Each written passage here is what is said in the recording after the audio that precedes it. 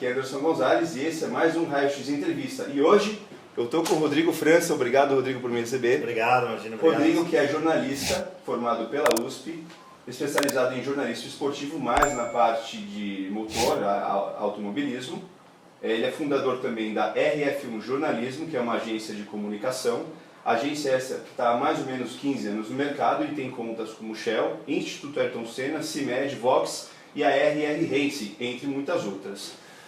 Rodrigo, obrigado por me receber. Obrigado a vocês, Anderson. Tá? Obrigado aí. Antes de a gente começar o nosso bate-papo, ontem eu entrei no seu site, né, e vi que você é um apaixonado por automobilismo. Conta um pouco, como é que começou essa paixão?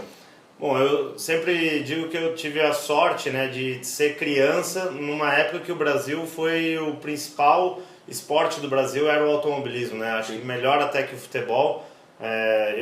Quando eu comecei, eu tenho as primeiras memórias de infância de 86, 87, 88, simplesmente os anos que o Piquet era campeão, o Senna era campeão, a gente tinha os dois melhores pilotos do mundo. Então é óbvio que desde moleque eu sempre gostei de corrida, sempre assisti Fórmula 1. E mesmo depois, com a morte do Senna, a saída de alguns ídolos e tal, eu já tinha me apaixonado pelo esporte. Então, independente de ver um brasileiro ganhando, eu sempre gostei de ver a Fórmula 1, continuei assistindo, ia na arquibancada em Interlagos. E desde criança eu também quis ser jornalista. Então, foi realmente só uma junção de duas atividades que, como você falou, é uma coisa que desde criança eu acompanho e hoje eu tenho a sorte e a honra de poder trabalhar com o que eu gosto. Você disse que desde criança você queria ser jornalista. Quando você ingressou na faculdade, você já queria seguir para a parte de automobilismo? Sim. Ou isso surgiu durante o curso? Eu diria que são duas paixões que caminharam juntas, né? Eu sempre quis ser jornalista antes mesmo de trabalhar com o esporte, porque, enfim, eu gostava de escrever, eu gostava de notícias. Com 10, 11 anos de idade, eu escrevia jornalzinho no colégio e tal, mas sempre já tinha a coluna de Fórmula 1. Então, assim, eu gostava de fazer a parte de jornal, mas já queria mesmo trabalhar com corrida. E quando eu entrei, o primeiro emprego que eu tive foi no Jornal da Tarde, em 97, e o grande editor da época era o Castilho de Andrade, que é um dos maiores correspondentes de automobilismo do Brasil, né? E ele era o editor, então, assim, foi nitidamente uma coisa que eu já procurava e que eu buscava. Eu queria realmente trabalhar com automobilismo. Falando um pouco mais sobre a sua carreira, foi fácil para você, né? Foi uma coisa que aconteceu naturalmente? Ou você foi de acordo com o que você esperava? Sentiu um pouco de dificuldade?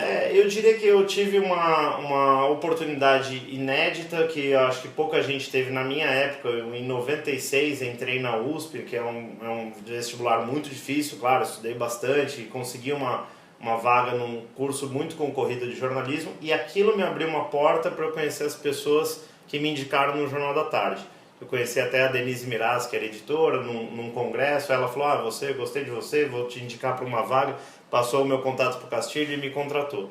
Então é aquelas coisas, a oportunidade apareceu, então assim, não parece contando assim que é fácil, mas eu acho que assim, é fruto também de muito trabalho, né?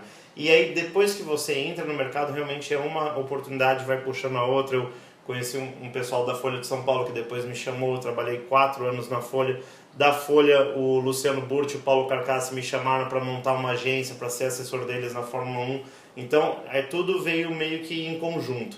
Então eu diria para você, fácil não foi, mas também assim, eu tenho que ter a honestidade de falar que aconteceu muito naturalmente. Então, que exigiu esforço, mas foi uma coisa que acho que no meu caso deu super certo. Eu estou vendo aqui, eu vou mostrar para o pessoal de casa, você escreveu um livro que é Ayrton Senna e a mídia esportiva.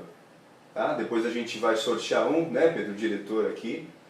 Me fala um pouco sobre esse livro, por favor, Rodrigo.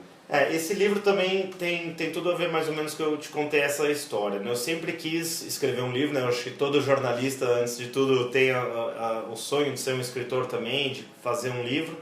E eu sugeri isso para o meu professor na USP, que é o Luiz Fernando Santoro, que foi o meu orientador no TCC.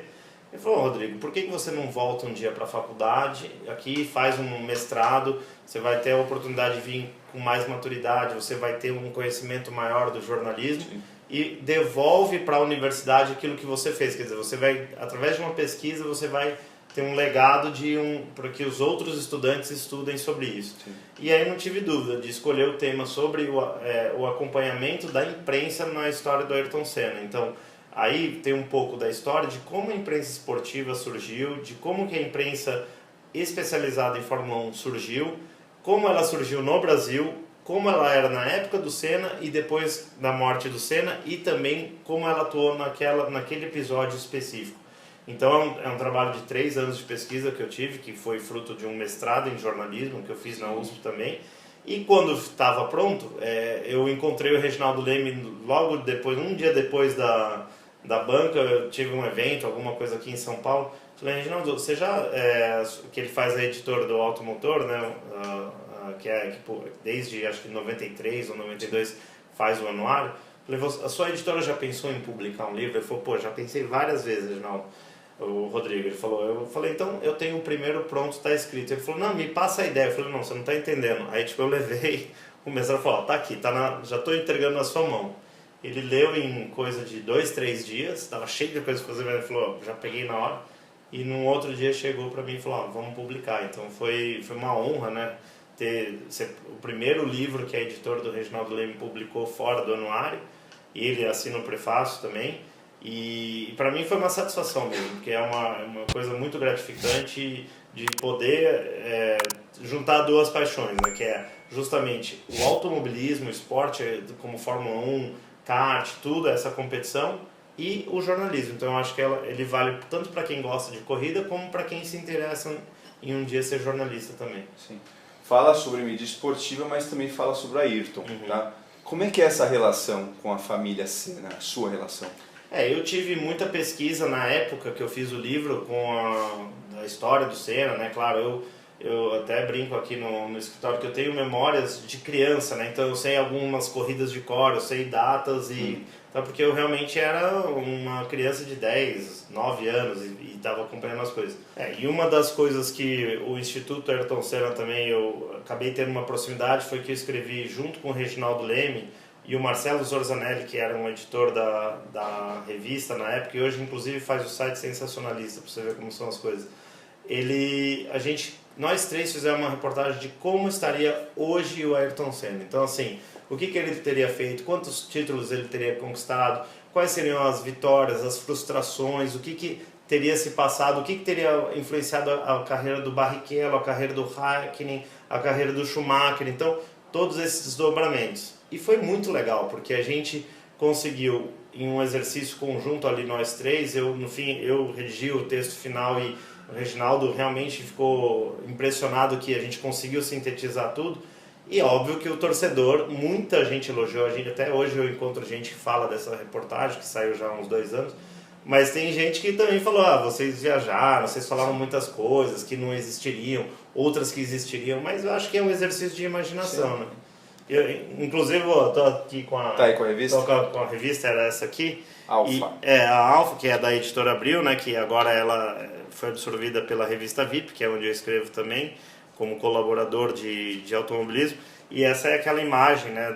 Que ficou muito famosa também, como se o Senna levantasse, né? Como se ele estivesse saindo do acidente dele. É isso? De um artista lituano, né? Que é o Oleg. E aí a gente fez assim, como se realmente ele relembrasse de toda a carreira dele. Então, claro, tem a parte até 94 e o mais interessante foi criar o pós-94, né? Que é um exercício de imaginação mesmo. Foi a capa, inclusive, da revista Alfa que mais vendeu, que até o editor, o Kiko Nogueira, que hoje está no Diário do Centro do Mundo, que é também um jornalista muito respeitado. E foi uma das coisas que me ajudou a também encontrar o pessoal do Instituto, enfim, e fazer essa parceria e fazer da RF1 hoje uma fornecedora de conteúdo também para o Instituto. Eu fiquei sabendo que você anda de kart há uns 16 anos. É verdade. Né? Então, para quem anda tanto tempo, deve ser uma paixão. O que você gosta mais de fazer, andar de kart ou ser jornalista? Essa é uma boa pergunta, hein? Eu até fiquei pensando aqui, realmente, eu pareço que pelos troféus aqui, né, realmente que eu sou piloto, mas não é nada disso.